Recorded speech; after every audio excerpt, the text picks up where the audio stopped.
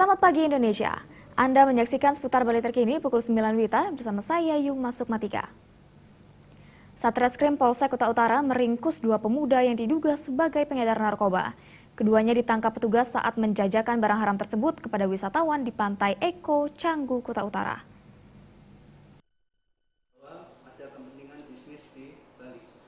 RP, seorang mahasiswa, dan FP, seorang pekerja swasta, diringkus Satuan Reserse Kriminal Polsek Kuta Utara.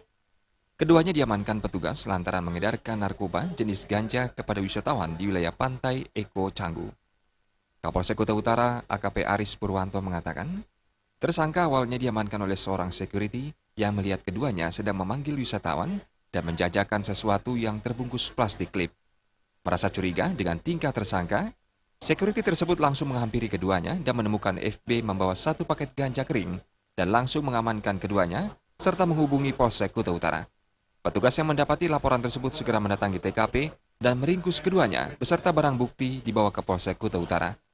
Ditangkap jadi pada saat yang bersangkutan lagi di Pantai Eko Beach dan dilihat security pada saat diduga membawa atau menawarkan barang satu klip, dan setelah itu diamankan dan dilakukan penggeledahan.